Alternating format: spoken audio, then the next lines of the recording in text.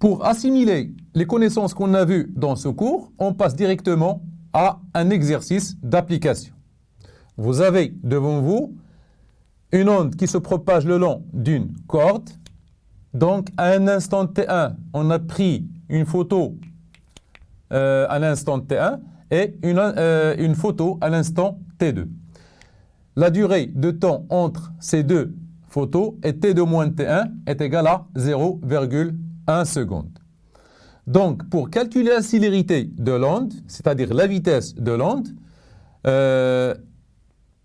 on a la relation V qui est égale à D sur delta T, qui est égale ici à combien? C'est 45, c'est 4,5 fois 10 moins 2 sur 0,1 seconde. Donc, 4,5 cm fois 10 fois 10, donc c'est 4,5, donc c'est 1 cm, 2 cm, 3 cm, 4 cm et 0,5 cm. Donc 4,5 cm et pour chaque centimètre, il correspond à 10 cm.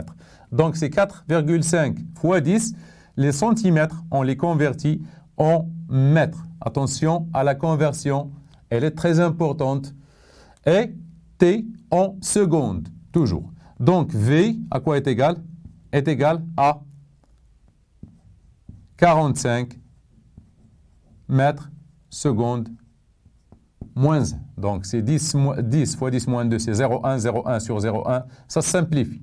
Donc V est égal à 45 mètres par seconde. L'unité de la vitesse, c'est le mètre par seconde. La question numéro 2 est une question de connaissance générale. Donc, on vous demande ici, pour modifier de façon notable cette célérité, pourrait-on soit tendre la corde plus fortement, choisir une corde de masse plus grande, ou bien produire une perturbation d'amplitude différente. Je vous ai déjà donné une formule pour calculer la vitesse d'une onde le long d'une corde. Cette formule est valable pour une corde seulement et non pas pour n'importe quelle vitesse et n'importe quelle onde. Donc, je vous ai déjà donné que la vitesse V pour une corde de tension F et de masse linéique mu, que V est égal à la racine de F sur mu. Pour modifier de façon notable cette célérité, donc il faut modifier soit la tension F, soit mu. Donc, la vitesse de l'onde, ici, ne dépend pas de l'amplitude. Du coup, cette affirmation est fausse. Elle est fausse, cette affirmation, puisque l'onde ne dépend pas, la vitesse de l'onde ne dépend pas de l'amplitude, car V est égal à la racine de la force, la tension du fil sur la masse linéique. Il n'existe pas ici quelque chose qui indique que l'amplitude agit sur la vitesse.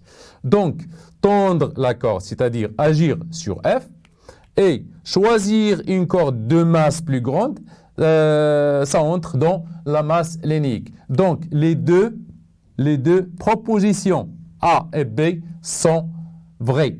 Et la dernière qui est fausse. Donc, les deux, donc celle-là, elle est fausse. On passe à la question numéro 3. On nous demande de représenter les points, c'est-à-dire A, B, C, D, sur le graphique à l'instant T2. Donc le point A,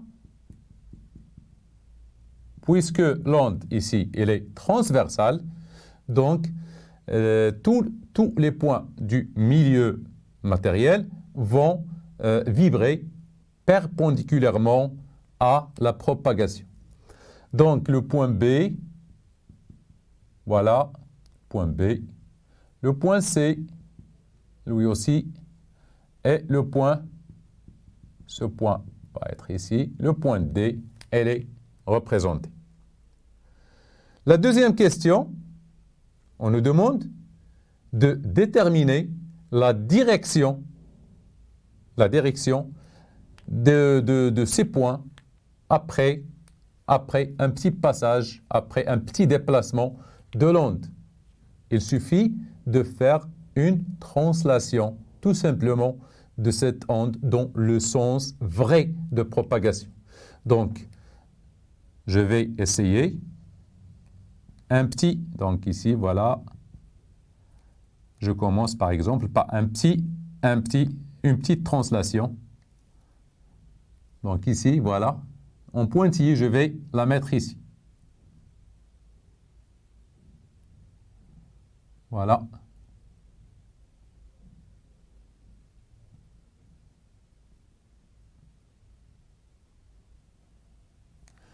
Voilà.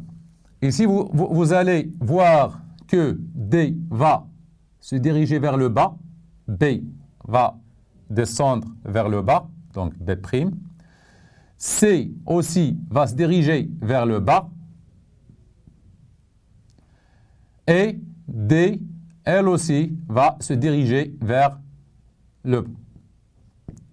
Donc, tous les points vont se diriger vers le bas. Donc, pour déterminer la direction des points du milieu après passage de l'onde, il suffit de translater un peu l'onde, de la translater. Je vais vous donner un exemple très simple ici pour bien comprendre.